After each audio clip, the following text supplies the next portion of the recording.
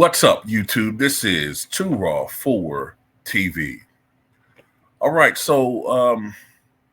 yesterday I saw Joel Embiid say this about him being the GOAT if this hadn't happened and that. I saw all of that, and I was going to do a video talking about it. However, I chose not to talk about that yesterday because, Joel Embiid came out and said, you know, what he said about LeBron, which, to be honest with you, I agree with 1,000%. And I'm glad that somebody came out and said that about how he, at this age, at this stage of his career, he's actually hurting the team in a lot of ways. I'm glad that he said that.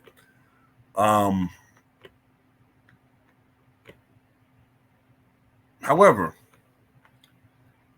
something has to be said about this. You know what I mean? Something has to be said about what Joel Embiid said in this interview. Now, the same interview in which he called out the older players on the squad for hurting Team USA, and by name he said LeBron James. He also said this. Now, I'm assuming the interviewer asked him something about how great he would be historically, or how would he rate himself historically, or whether he was in the GOAT conversation. He said, quote, "I think so. I think I'm that talented." Let me start over. "I think so. I think I'm that talented.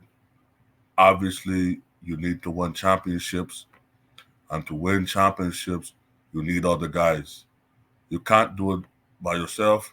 I want to win so bad. But if you don't, you just got to understand that as long as you care about the right stuff, if it doesn't happen, maybe it wasn't meant to happen. If you think about it, the last that stopped me all these years is just freak injuries. Every single playoffs, regular season, people falling on my knee or breaking my face twice. It's always freak injuries at the wrong time." Okay. He has a point about some of these injuries. Okay. Some of these injuries, the timing of them going down to the playoffs or right at the beginning of the playoffs, yeah, the timing of them were horrible. And it obviously decimated the team, the Sixers' chances at making a real prolonged, serious run in the playoffs. Absolutely. I agree with that. However, some of these injuries, I suspect, are a product of a man who is not as careful with his diet as he should be. To put it in perspective, right? Pat Ewing was a big guy. Okay. The heaviest I think Patrick Ewing ever got was probably about 260. Um, he was usually listed around 250, 255. Earlier in his career, he was 240, 245. And Pat was kind of a big guy. In comparison, Pat was listed as 7 feet tall. He probably was more around 6'11 and a half. But he was listed as 7 feet tall. Embiid is, I think, a legit 7-footer who's listed as 7'1". I think he's either 7 feet or 7'1". But he's roughly 7 feet tall. Embiid weighs every bit of at least 285, 290. And there are times when I think he's probably tipping over 300 pounds. If you don't think, as much as he moves around on the floor, as much as the game is perimeter orientated now, as much space as his game takes up, he's not just in the post all the time. He's out on the perimeter, sometimes shooting threes. Then if he takes a hard drive to basket, you're driving this big body from the 3-point line to the paint. You're not a small guard that's 6'3" and 200 pounds. That's going to take a toll on you. And it's usually the injuries that we always see are usually his lower extremities, knees on down, right? You don't think that his weight is playing a part in that? You know, the rumors that, you know, the guy loves milkshakes and will drink, you know, it was a report one time that one of his an anonymous player, one of his teammates, saw him down, I think it was 2 or 3 cheeseburgers, and I'm pretty sure they were the big kind, and 4 milkshakes. And this is before a game.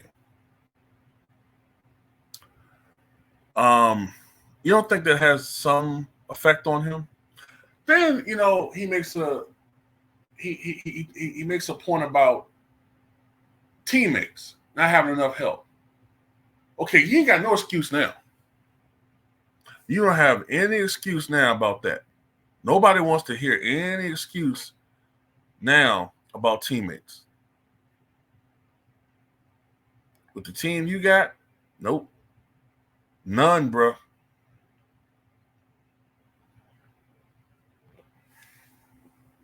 But let's look at this, okay?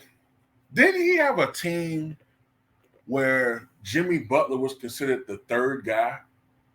Right? Remember, think about this. Jimmy Butler, who's been good enough to lead the Miami Heat to 2 final appearances. Jimmy Butler, who had one of the highest scoring performances in NBA playoff history, a 56-point game. And he didn't do it against a bum. He did it against Drew Holiday, who's one of the key cogs for the championship Celtics team. Yeah, he did that. 56 points. You had that on your team, that guy on your team as the third option. Really was really the second option behind Ben Simmons. But you get my point. Back then, he was considered the third guy. And you couldn't win with that team.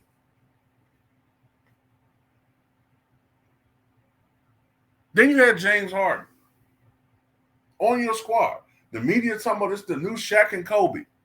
Still couldn't get out the second goddamn round. So look, man, Michael Jordan don't want to hear you talking about you ain't got enough help.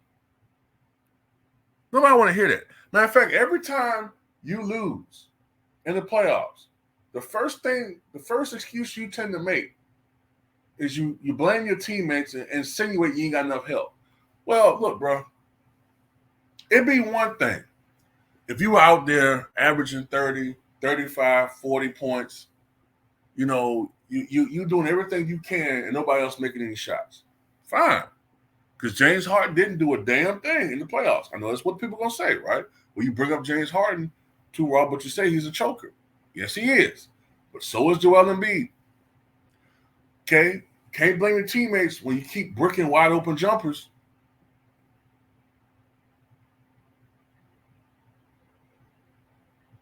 The year you won the MVP award against the Nets, you averaged, I think, a full 10 points less than you did in the regular season.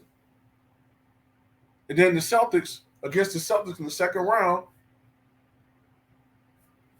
you were awful. And in that pivotal game 7, I think it was it game 6 or game 7? Whatever the last game of that series was. Can't remember if it was game 6 or game 7. You played like absolute shit. And we just knew it was coming. We could see this coming. Here he is. He's going to choke. And guess what you did? And the first thing you did was throw your teammates on the bus. Ghosts don't do that. Ghosts take responsibility.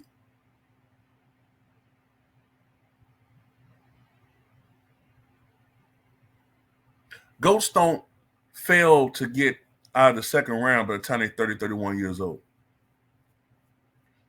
You have a lot of talent. Absolutely. You are. You're one of the most talented players I've ever seen.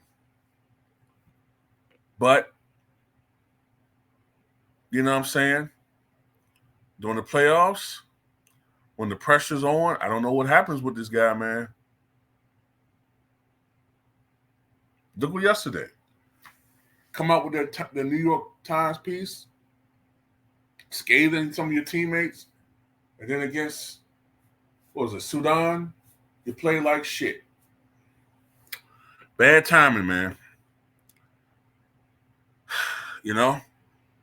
And I hate to agree with Kendrick. Now, I still say the La Mafia is going to come after him for what he said about LeBron. That's what they do. But it still don't make what Perkins said wrong. It should be pressure on him to win.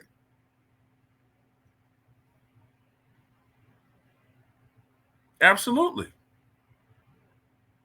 Tyrese Maxey has developed into a 25, 26 point per game guy. And you got Paul George. And the supporting cast overall net got better. It should be you and Tatum and Brown challenging and battling out for the Eastern Conference at the very least. You should at the very least, barring injury, and that's a big if with you, barring injury, you should be in the conference finals next year.